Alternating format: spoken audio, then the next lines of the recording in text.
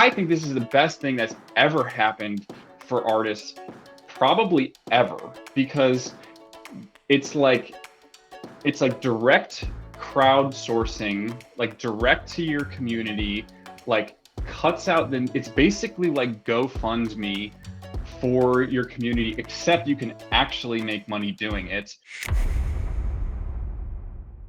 Our today's guest is the founder of Wanderers. Thank you very much for joining, Nick Greenawalt. Thank you very much for being here. Thank you for having me. Very excited to be on the podcast. Let's get right into it, Green. Could you please first explain us what exactly you do at Wanderers, and or what exactly is the project Wanderers? What do you guys do there?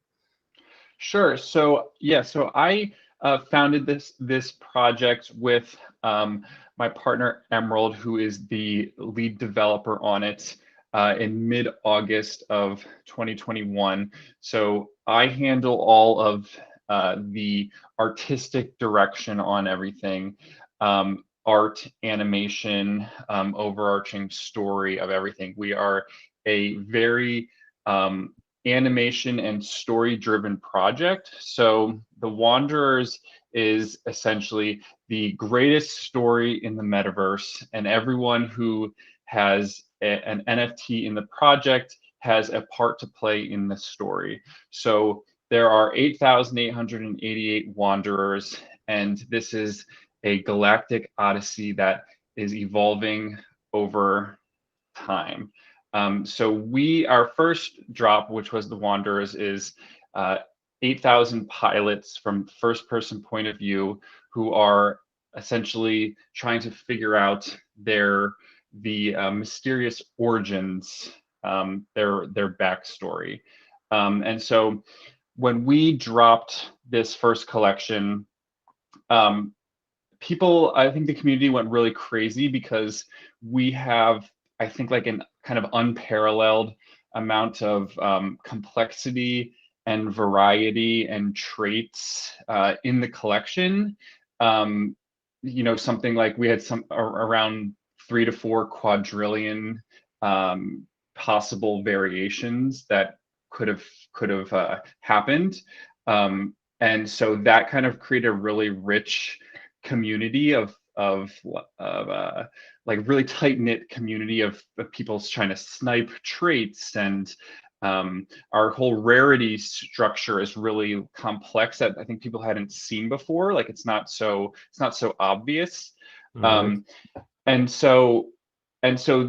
there's a lot of invisible story driven traits that people are trying to figure out that are not so obvious, and so the lore behind the Wanderers has started to evolve over time as we drop lore snippets and really high quality produced animated movies that kind of explain the backstory. So there are core characters to this saga that are really vital, but that kind of have elevated to become like almost like mystic heroes to the whole thing. And then everyone learned that actually everyone in the entire collection has a part to play as well. So as we kind of evolve this storyline over time, it's going to be even more apparent how basically no matter if you have a common, which I don't really like to use these words like like if your NFT is common or ultra rare, whatever. But no matter which character or hero you have in the collection, you do have a driving force in the story.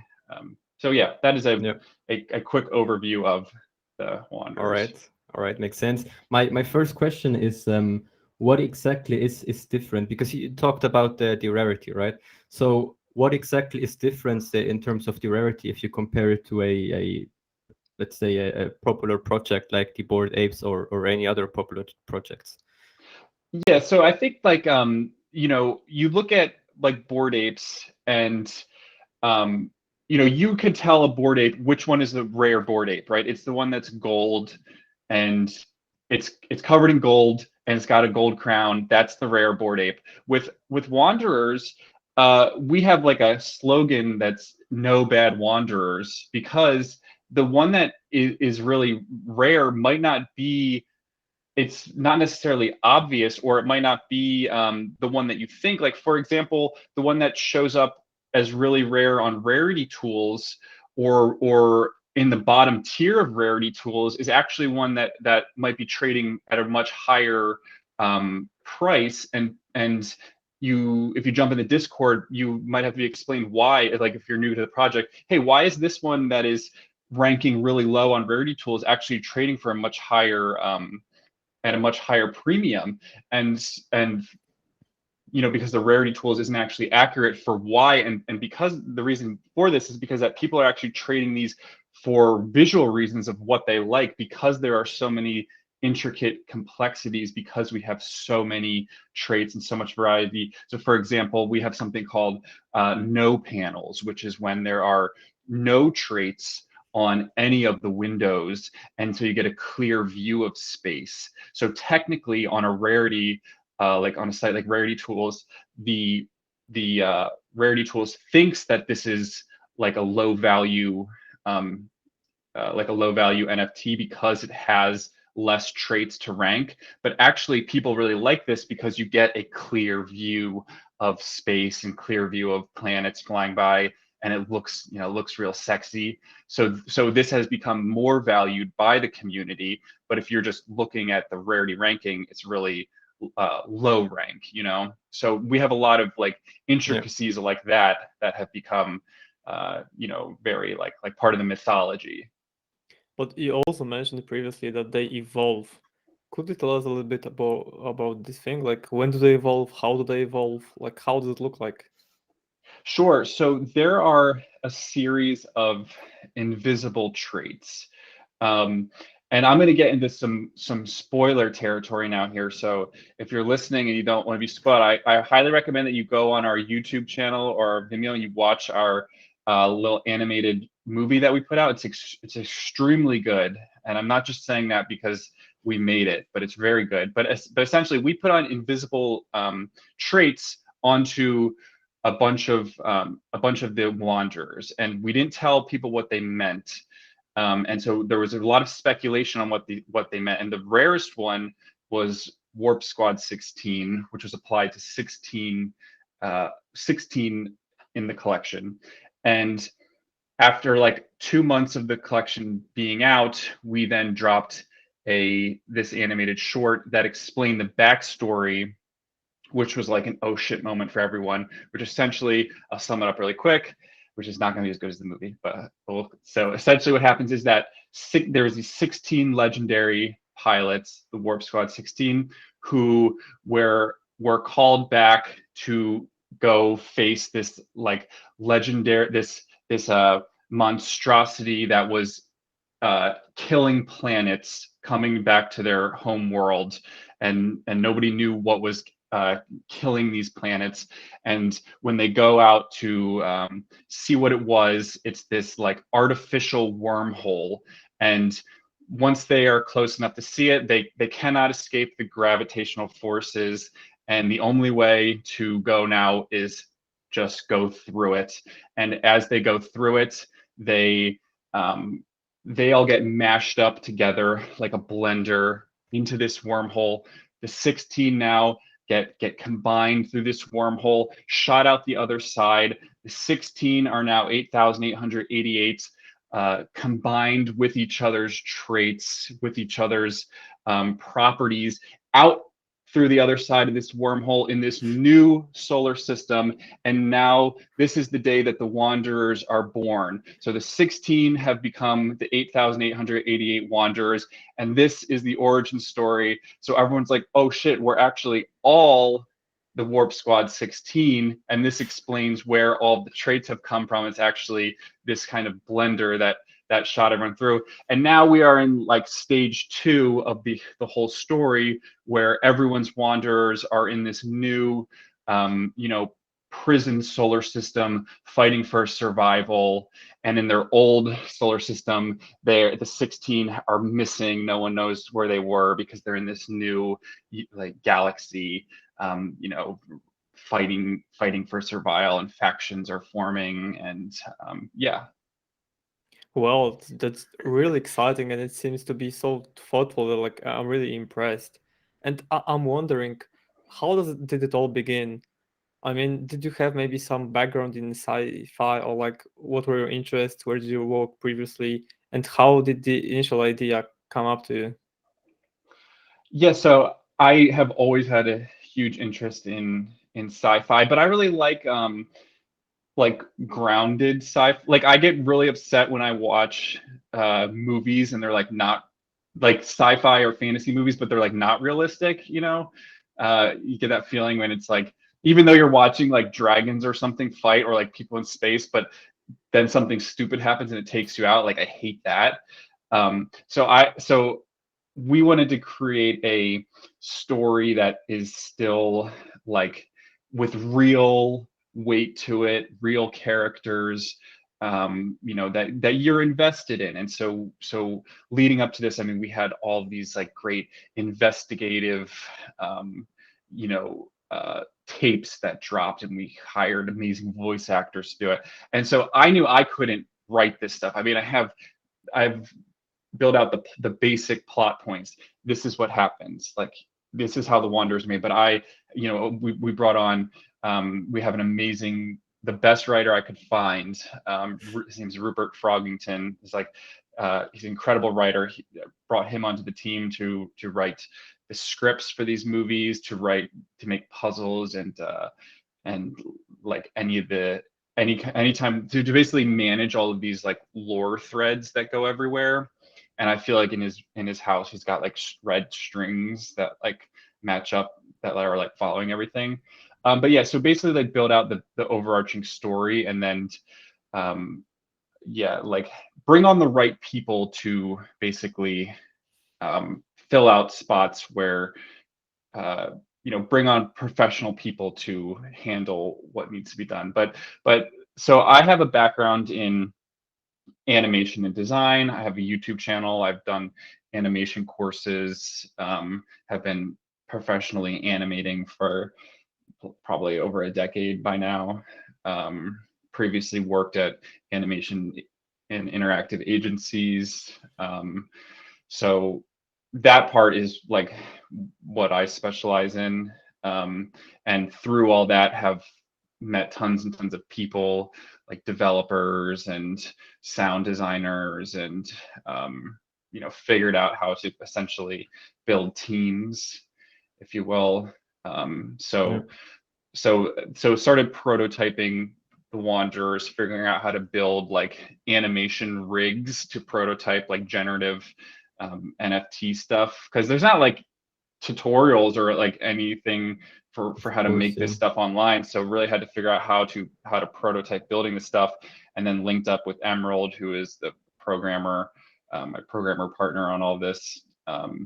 Once I figured out that like, hey, this is possible to do, then I reached out, found Emerald to essentially launch this project. And it was really just Emerald, myself, Landos, who makes the music. We have a really heavy music component in all of this. The music is fantastic. It's on Spotify. We have a 24/7 radio station called Wander FM that streams on our YouTube channel and in our Discord, that people love it because it's really good music. So that was really like us four, me, Emerald, Lando, and Rupert, when the project launched. And then it sold out in like 30 minutes, sold out in August. And then we're like, okay, this is super real now. So then we quickly hired more devs, more designers, biz ops people. This needs to become as big as it can possibly be. Like we want this to become like an entertainment universe in every branch that it can be. I see.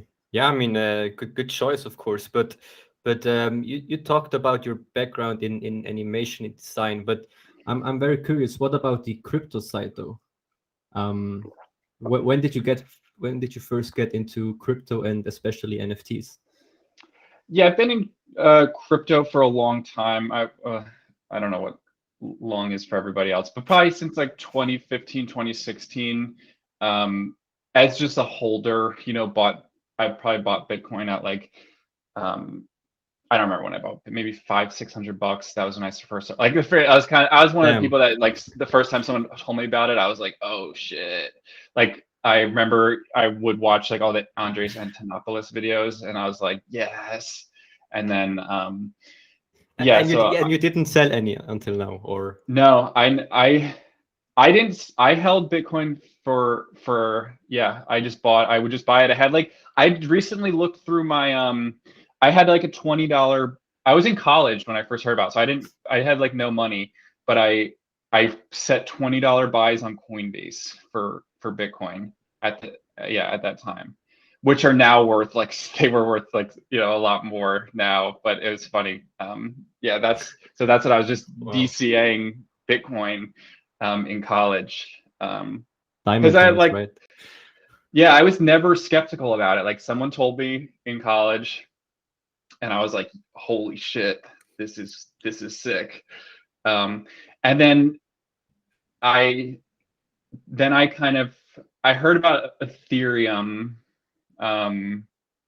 too, but I didn't really like understand. I think I didn't really understand Ether honestly until like a year or two ago. Like I had it and I held it, and then I like saw what was happening with NFTs like last year or something. Someone showed me super rare, and then I was like, oh, then a like huge light switch. Like I was holding Ether that whole time, but I never really understood it as like a new internet type thing. And then someone showed me super rare, and I was like, my worlds basically collided of like art and crypto in a way that I'd never understood before. So I got onto super rare, and I started selling stuff on super rare. That was great. That pretty much allowed me to quit my job, and then like at the time too, I was doing stuff on YouTube and selling animation courses. So I was like making plans to basically go full time into like being a YouTuber and like doing animation courses. But I think like it all basically swelled up into a perfect storm of like making enough doing like super rare NFTs and passive like income off YouTube. And well, you don't make shit on YouTube, but like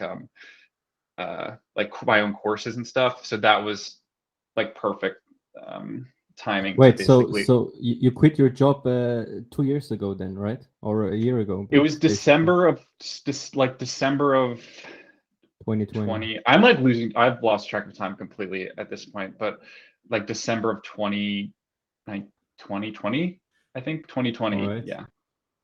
So after COVID hit, but wasn't that like just after your college, a couple of years after college? No, I've been out of college for a while. I graduated in like 2015. All right. I mean, it's still impressive, I think, and it still requires courage.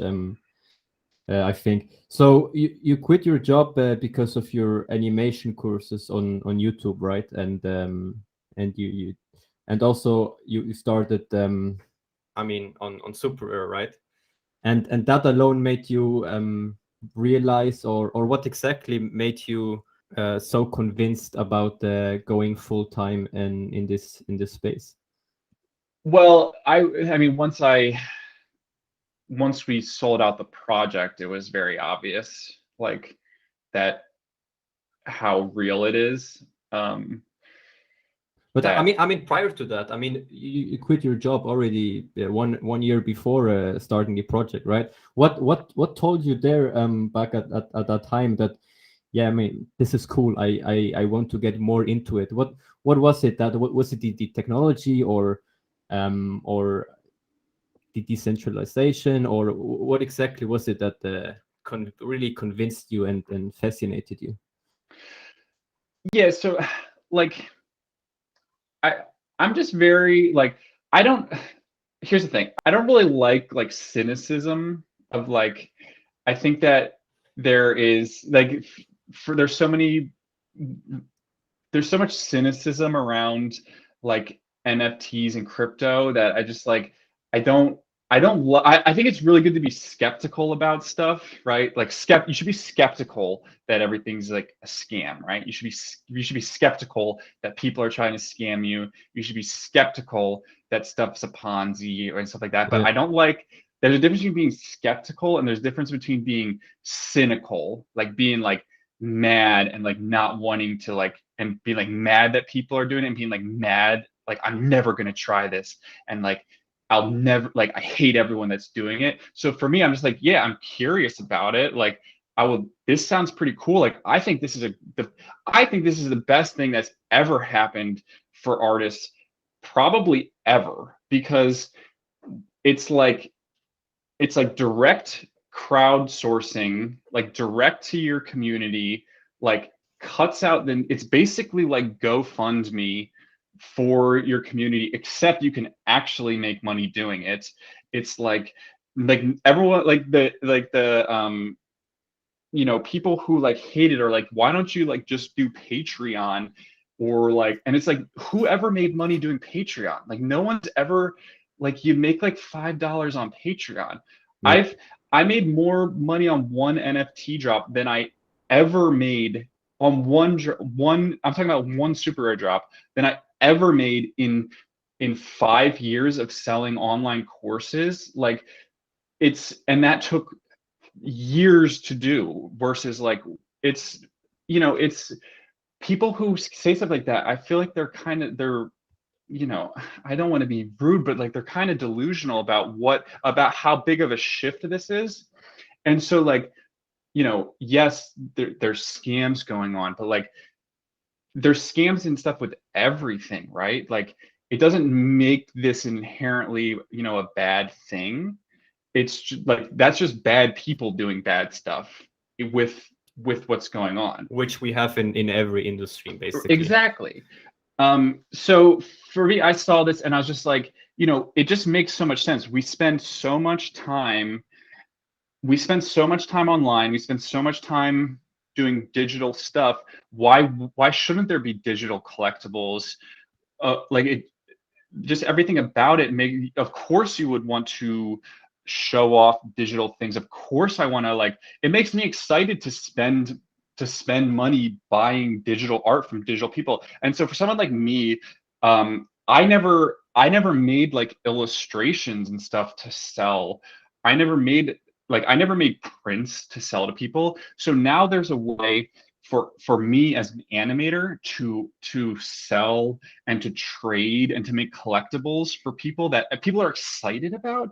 That is fucking cool, right? That is so awesome.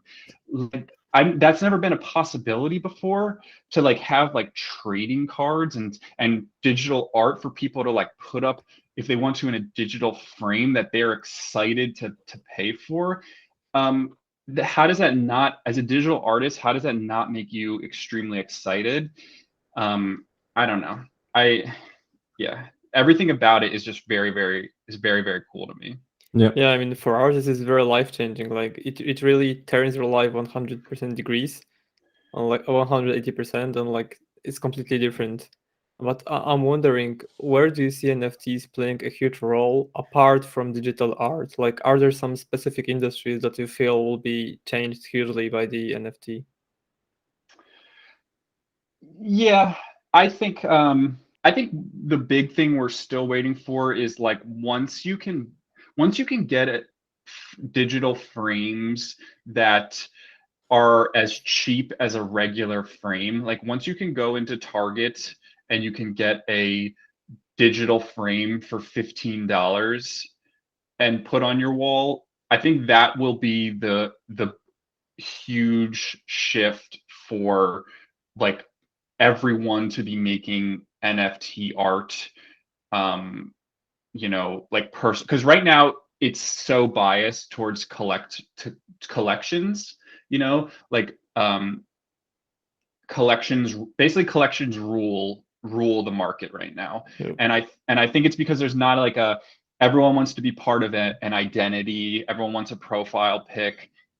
Everyone wants to know what club you're in. So right now, collections and identities and that kind of club mentality is really ruling everything. And then there's like a shift into gaming, which whatever, that's a whole nother thing. But like, I think we haven't seen the real shift into like why you would just like buy digital art just for the sake of owning digital art, because there's not a good way to really display it for any reason. And so I think the thing that I'm really excited for is like a really accessible means to display digital art. Like I would love to just have so many digital frames that are really accessible, and I think that will be really huge for like everyday artists to have a low barrier entry like that. Can you Yeah. sorry, I need to ask. Can you repeat the example with Target again? Your vision with Target. Yeah, like just any kind of store. Like right now you can go into Target or like Walmart, whatever, and you can get a frame, like a wooden frame for like a couple bucks, Yeah. right? And at some point in the future, I think you will be able to do that for digital frames, right? Like the same way you can, you'll be able to get display technology for very cheap. I don't know when that'll be. It'll be in years from now. But But what do you mean by digital frame? like like a like a miniature TV that you can put on your wall, and its sole purpose is to show digital artwork. All right. So you could Okay, I see. how I have this frame behind me, except it would be showing digital All right, I animations, understand. Okay. or you can Yeah. put NFTs onto it. Once that kind of technology is really cheap, because right now you can get digital frames, but they cost thousands and thousands of dollars, especially if they're decent or they have audio. But once they're very, very cheap, I think we'll see like a new renaissance for people will care less about only buying like collection based stuff, or single edition art, like one of a kind art will not only be for mega rich collectors, I think. Yeah, and this way you could also display the art actually offline, which would be, in my opinion, at least, huge factor because one of our guests, Andrew from Divogu, actually had the frame we were talking about, and it looked like super cool. Like I was so impressed. Like it was even switching the NFTs from your wallet, right? So it was not only showing one NFT, but it was switching between them. I was like, wow, that's Yeah, so incredible. it had some kind of sensor where you just moved your hand in front of it, and then it just changed the NFT and displayed another one. But wow, Yeah, yeah, that stuff's really cool, and there's a huge demand for it. Yeah, I think that people are waiting for that. They're demanding it. So once that is like very accessible, I think that will basically cause a new surge in like a different kind of artwork. Yeah, because also then haters will just collapse because now they're mostly talking like, yeah, you can only show it online. So what you gonna do with it? And like, if like they introduce the digital frames, they're like, hey, I have it on my wall. Look how cool it is. They're like, oh yeah, yeah, well, that's cool. And I feel like more people just keep coming to this space because they will start looking at the whole digital art completely differently. Because if you have something created digitally, but you can display it, I mean, also in a digital way, but in an offline world, which is super cool in my opinion. Yeah, it's kind of, I mean, to go with like the it's kind of like the thing when people are, I'm sure everyone says, why are you buying this? I can right click save it, and it's like, well, Yeah, that's exactly. fine. I want you to see this. I want everyone to see this art. It's not, we're not buying it to hide it from you. The stuff I'm buying it because I want this artist to get paid for their amazing work, and I also would love to display it wherever I can. So like that's another reason why I look very look forward to really nice display tech. Right. And what are the things that worry you about the NFT space? Like, are there some risks or challenges that you see? And let's say not maybe now, but in like maybe even 5 to 10 years, is there something that you think could destroy or endanger the whole space? Yeah, I mean, I get worried about I think there's too much greed in it right now. Like, I think that people are really obsessed with just like, I mean, people get really crazy about people. People are obviously, everyone wants to make money all the time, but like it can get really obsessive and like toxic like all the time. Um, so like I think everyone is basically like has basically like caused this like feedback loop where like if a self-destructing cycle almost of like into projects like that, and it's you can see how the market has basically responded to it by now like making people grind for the ability to even get into spots to be able to buy their project, like which are like it's like totally a fake thing. Like most of these projects, they don't even think they're going to sell out, but they're making you grind for the ability to have a chance to buy their project because it's just like a fake scarcity thing. I think that everyone needs to like relax a little bit, and like just basically like how the crypto market has been for a while. I mean, people are obviously that has the same issues, but like stop spending money that you just when you I've never sold an NFT. I mean, that's not true. Obviously, I've sold thousands of them, but I mean, I've never bought an NFT and then resold it. Never. Flipped I've it. never done it because one like I only buy stuff that I like. I have no intention of flipping them.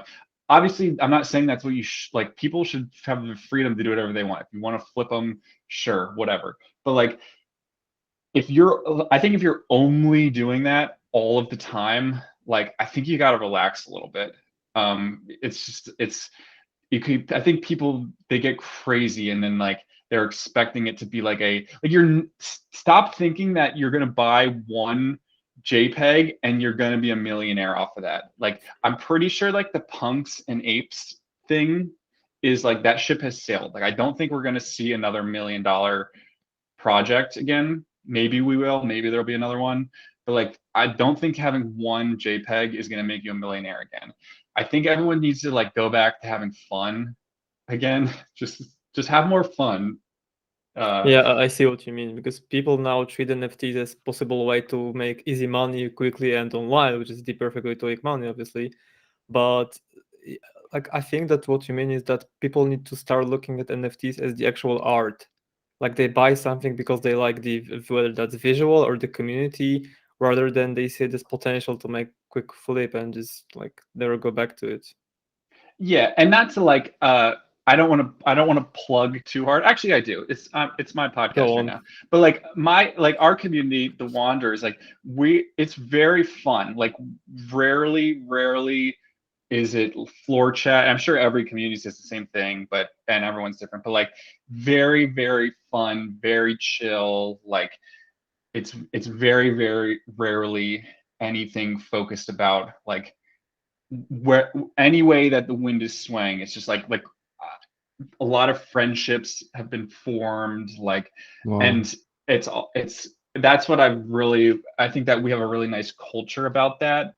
And a lot of it is just kind of how you like have always framed and like steered, the project in a certain way. And I think I think a lot of it's up to like how a project is run, like to don't do like shady stuff. Like a lot of projects launch and they do shady stuff, like mobilize their community, like everyone like delist, we're gonna pump the floor today, and like Yeah. don't do stuff like that because it's just I don't know. I know it from my own experience earlier this year when I mean there was a lot of Instagram ads suddenly, and then you join the Discord servers, for example. You see 300,000 people live in the Discord server, and then everyone is saying 5 ETH floor price and stuff like that, and they're telling people to not list their NFTs and stuff. And I mean it creates this kind of FOMO, right? That you want to get in and hope that you can flip it, but people just don't care about the utility and about the benefits and what they're getting from the NFT. Right. Yeah, and Yeah, I've and also that's seen how people get wrecked. I mean, that's how the wrong person gets gets overinvested and they throw in ETH that they don't have because everyone's chanting, this is going up forever, and then the wrong person puts in free ETH that they shouldn't have done, and then you don't want that. Oops. Yeah, but also false like promises, because I've seen people or like projects claiming that they will be earning passive income forever, which basically was just royalties for owners, right? But like they framed it in completely differently.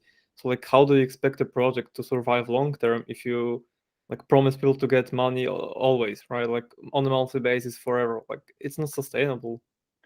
Yeah, I mean, that's one thing, like we don't do staking. Like we don't do that kind of stuff because it's kind of like you're just basically paying people to hold on to your thing. And it's like maybe that's hurting us right now, like but like it's not sustainable, obviously, right? you're just paying people to stay in your club. And like I don't know, I don't know if I like that vibe. I mean, never say never, right? But like I don't, at least right now, it's just like I don't see the benefit in just basically paying people to hang out with you. That's kind of how it feels. But I don't know. The probably most important question here is, I mean, that you as an experienced person in the space can answer is, for our audience, how exactly do you determine if a project seems seems legit, and if they should invest in this project, or if it's just I mean, quick cash grab projects? That's a good question. For me, it's usually pretty obvious, but like, I mean, of course, you can just talk about the Wanderers because you're doing mostly everything, right? But I mean, apart to Wanderers, obviously, right? yeah. So let's see. Let me try to think of some red flags. Like, let me think here for a second. So like, I think I have a hard time with like really obvious derivatives, like really obvious, really painful derivatives, right? If it's like a Doodles clone, like a Doodles ape clone, right?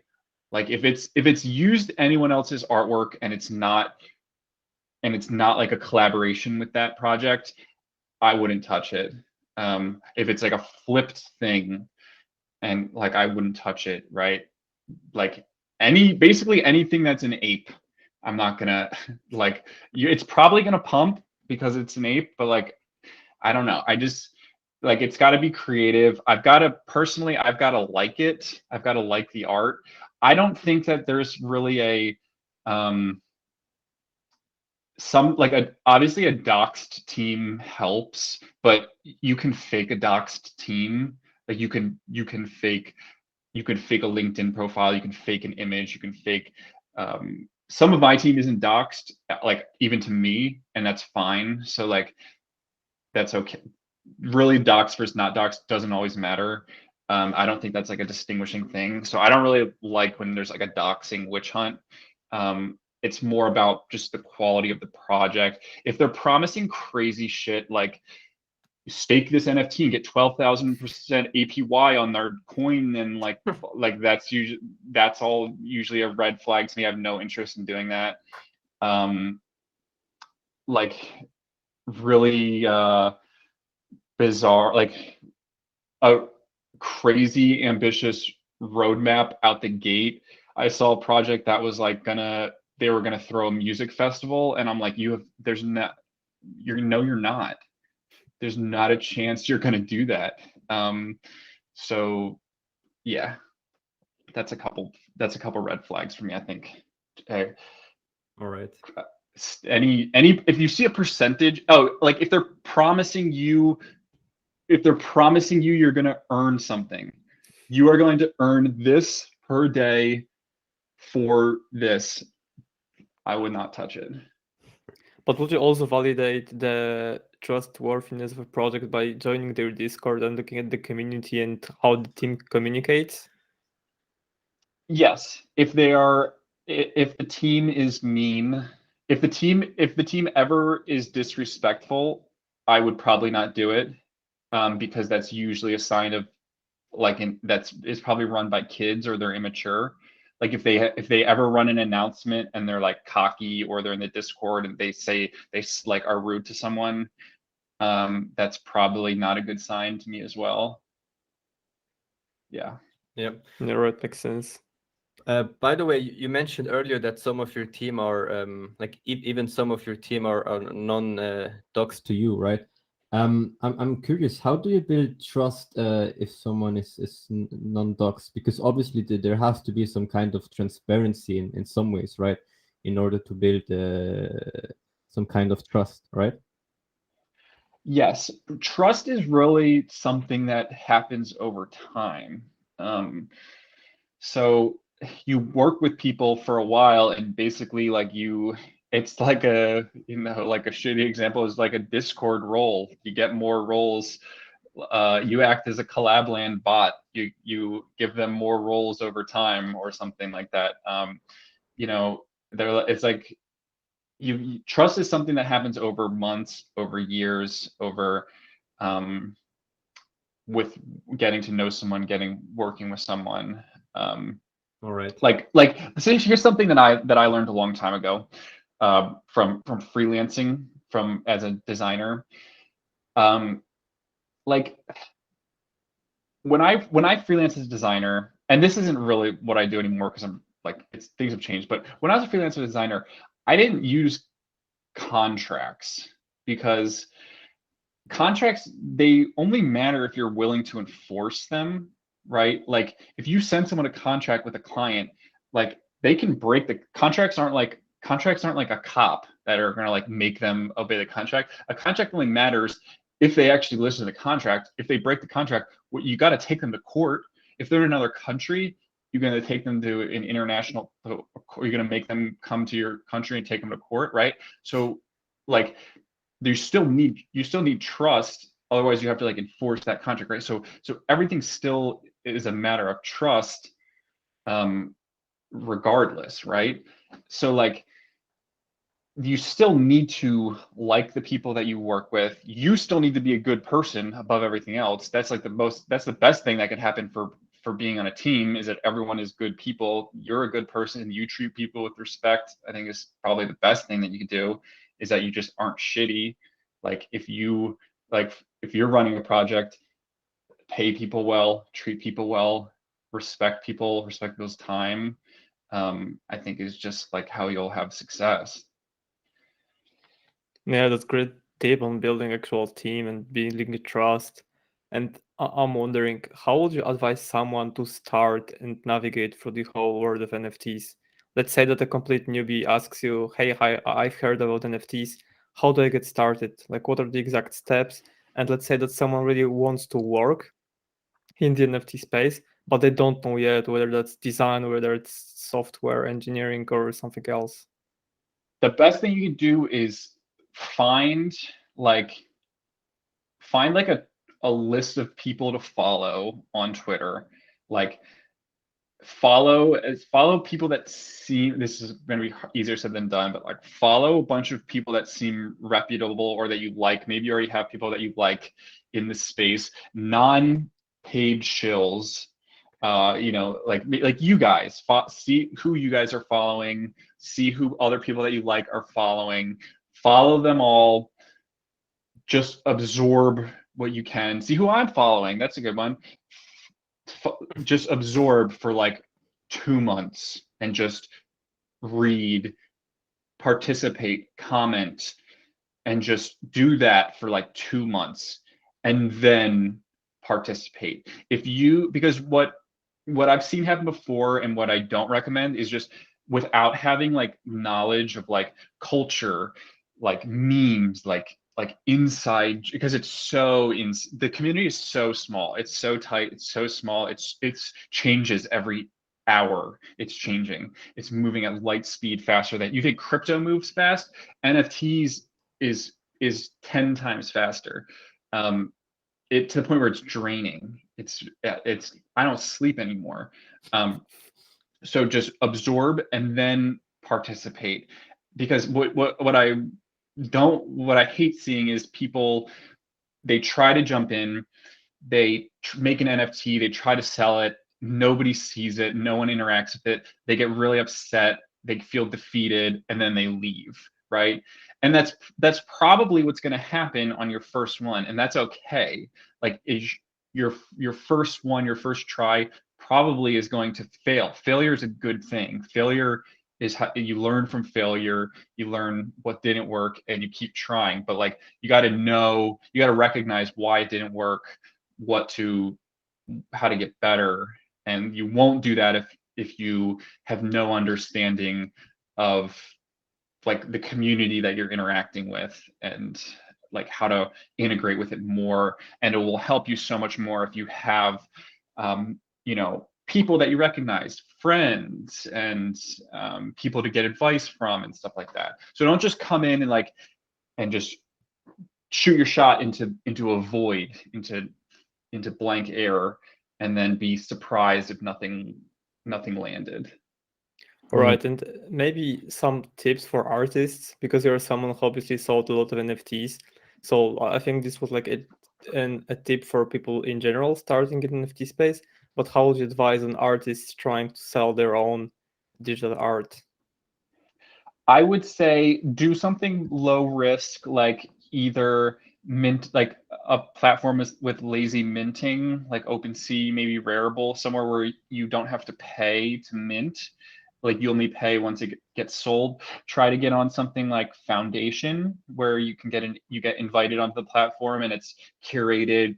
There's a high chance that your first works will be seen by people. So try to get an invite onto Foundation. Don't be annoying about trying to get an invite, like DMing a bunch of people for invites. Just organically get invited. A lot of times artists will follow artists, and they'll be handing out invites every couple weeks or whatever.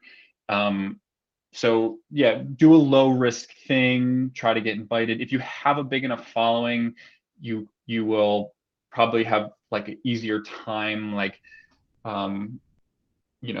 launching a work or launching a project. But yeah, I would say like start low risk and just like see how people react to stuff. Try to do things that you think are different, that people haven't seen before. Put your own spin on it. Don't copy what other people are doing. Like, do what's important to you. Do stuff that you want to see. Put your heart into it, and I think that will be more well received. Yeah, that's a great tip. I think that's huge value for anyone listening who really wants to get into the whole world. What you just said was super. I'm sure it's super valuable for our audience. Thank you very much. Yeah, actually, I have one last question about Wanderers. Before we end the podcast, what exactly are the benefits I'm getting when I'm buying a Wanderer NFT? Yeah, so after I finished my whole rant about I hate the early access grinding, everything like that, we want to keep this all very simple. You hold a Wanderer, you have access to everything in the Wanderverse. So we have an upcoming avatar drop.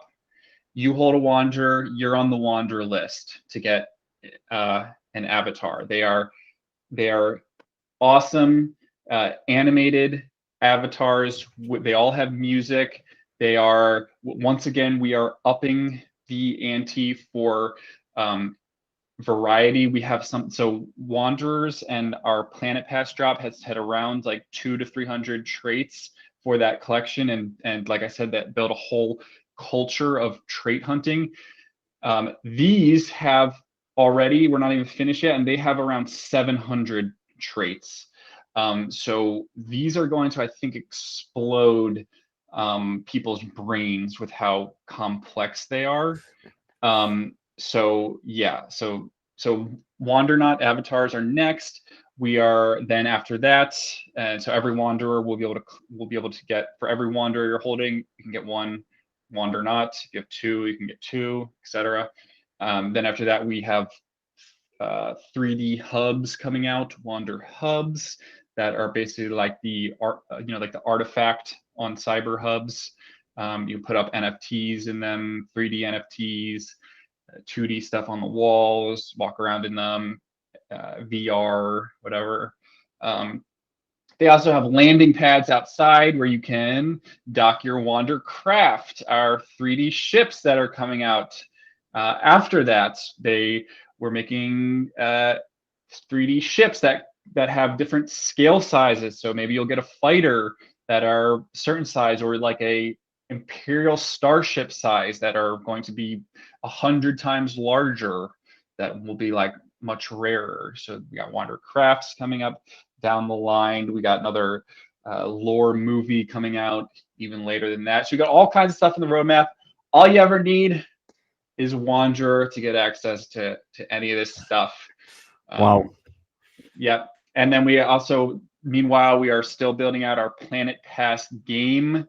Go to Planet Pass or planetpass.wanderers.ai. You can check it out. Right now, we have the Planet Manager built out, where you can go on, you can manage your planets, rename them, and more functionality is being rolled out where you can visit each other's planets, stamp the visits into your passport, trade stamps and passports, try to visit as many planets as you can, get the most stamps in your passports, and we'll be rolling out events and all this stuff that in the coming weeks and months. But this is a whole evolving universe.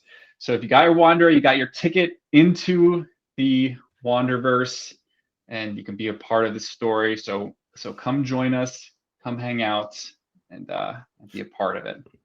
Wow, what a roadmap, right? For our audience, for our listeners who are watching on YouTube, definitely check out the description box down below. And also, if you're not watching it on YouTube, I'll definitely recommend to check the description box on our YouTube video, because everything Nick just said will be linked, and you can make your own research, obviously. So, Nick, do you have any? I mean, you talked a lot about the roadmap, but do you have any last words that you want to get out before we end the podcast? I think I just did my whole spiel. That was my whole rant there, right? But I very much appreciate you guys having me on here. This has been very great. So thank you very much. Thank you for being here. It was a pleasure to hold you here. Thank you very much, Nick. Thank you for watching and listening. We really hope that you enjoyed today's episode. And remember, we really want to hear your opinion and thoughts on the episode. So don't forget to write your comments, because we write every single comment always. So we will be heard for sure. And if you watch today's episode on any of our podcast app like Spotify or Apple Podcasts, make sure to also check out our YouTube video of today's podcast, because all our further links you can find in our description box below the video. Also, make sure to follow us on our socials. And if you have any personal questions or inquiries, make sure to email us. Again, all our links and our email address you can find in the info box down below. Let's go, guys. Take care.